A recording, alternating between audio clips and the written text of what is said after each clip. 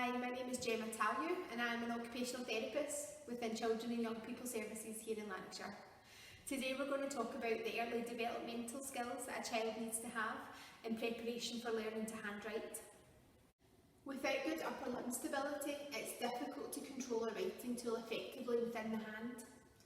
Shoulder stability allows smooth movements down through the arm, and if this joint isn't stable, then the hand movements will not be as controlled. Reduced hand strength might be a reason for a poor pencil grasp within a child, or the reason that they're complaining of hand pain when completing drawing or writing tasks.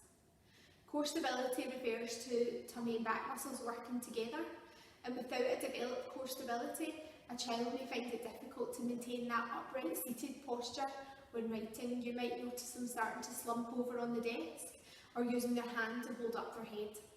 It's therefore so important that you spend time with your child developing your upper limb stability and your core strength, and the best way to do that is through fine and gross motor play.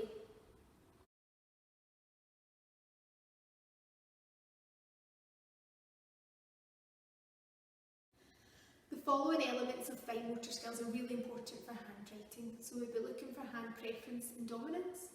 So a child will start off using both hands equally for activities, and then it'll move on to a preference where they find it slightly easier with one hand, however they'll still swap between both hands. This then progresses on to hand dominance, where they're much more consistent with one hand, and you would be able to say that child is left-handed or that child is right-handed. It's not uncommon for a child to go into primary one without a hand dominance, but at that stage we'd be looking to encourage that skill and ask them to practice more with just one hand.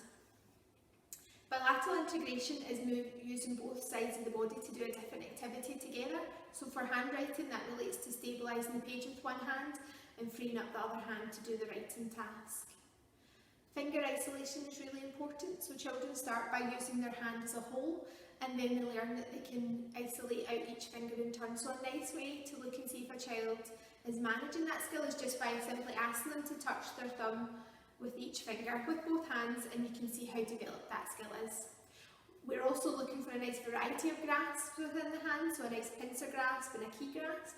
So lots of different movements we'll be encouraging your child to do. And hand strength and stability is really important, so that their hand doesn't tire or become sore the more they're drawing and colouring and writing. We're going to share some ideas about how to develop fine motor skills both indoors and outdoors.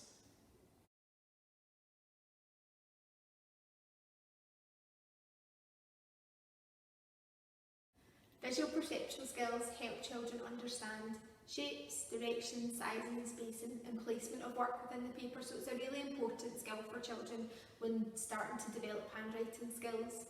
Here are some ideas of what you can do with your child indoors and outdoors to help develop this skill.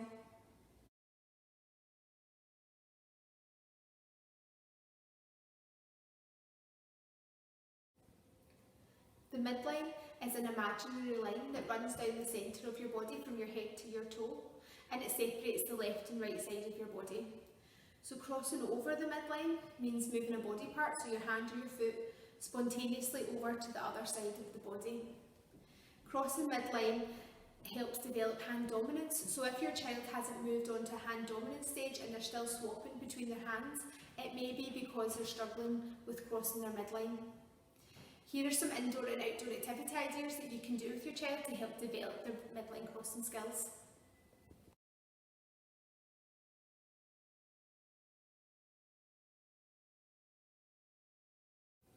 The aim of these activities are to encourage your child to move their hands, their feet and their eyes in a wide variety of movements across their body.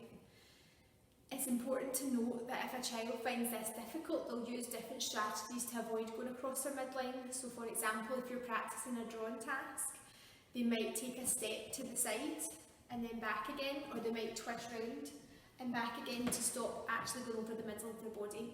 So it's just important to look out for it, make sure their feet are nice and secure, and make sure their arm is going right across the midline of their body and back again.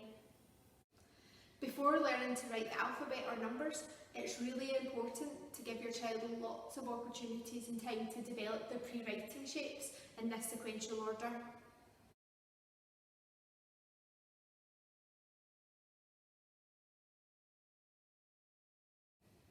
We're going to share some ideas about how to develop pre-writing shapes with children. It's important to think outside the box. This doesn't need to be with just a pencil and a piece of paper. This could be with chalk outdoors. This could be with a stick and drawing it in the mud or in the sand. It's also really important to remember that preschool children are not designed or ready to sit at a table and share for any length of time. So have a wee think about different places that this activity could take place. You could put the paper down on the floor and they could be lying on their tummy to draw the shapes, or you could pin the paper to the wall and they could be standing and drawing on the piece of paper, or perhaps you've got a chalkboard or a whiteboard at home that you could use with your child. Once your child has mastered these pre-writing shapes, they're only then ready to move on to letter formation and number formation, but it's important to remember that education staff will teach your child this once they start primary 1. If your child learns to form a letter the wrong way, when they start school, they'll then have to unlearn that technique and learn the correct letter formation, which can be quite challenging for children.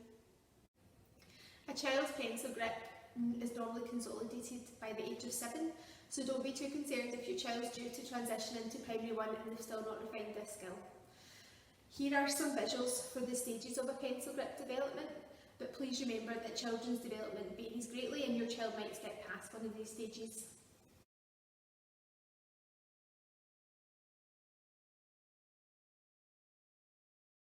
Some top tips when you're teaching your child how to hold a pencil.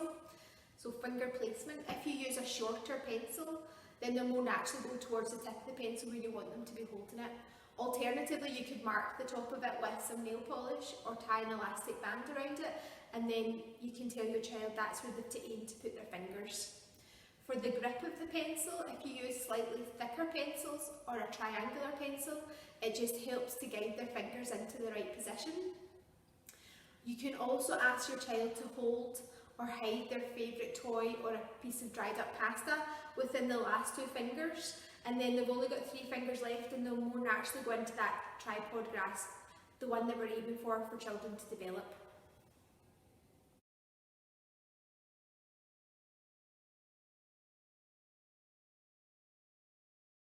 When completing drawing or writing tasks at home with your child, it's really important to think about their seated posture.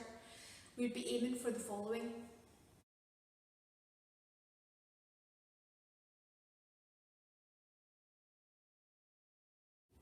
The most important out of these is having your child's feet on a stable base. So if you're completing tasks at the family table and you notice your child's feet aren't on the floor, you might want to try putting a box or a stool underneath just to give them a stable base. You might also need to encourage your child to put their elbow and their wrist down onto the table, again just to support that hand. If your child's a bit restless on a chair and finds it hard to stay still, an alternative would be to ask them to stand at the table to complete drawing tasks, and it might be enough to help settle their body down. It's important to consider the differences experienced by a left-handed writer. A left-handed writer has to push the pencil across the paper as opposed to pulling it like a right-handed writer. They also often cover up their work or smudge it as they're writing, which can make it really difficult to read. They often adopt a hooked position when holding their pencil, and this is so that they can see the work that they have just written and so they don't smudge it.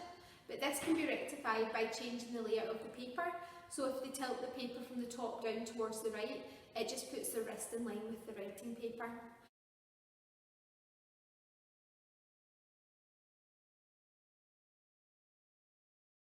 Alternatively, you can use a Euro pencil, which is designed for left-handed writers, and the information will follow next.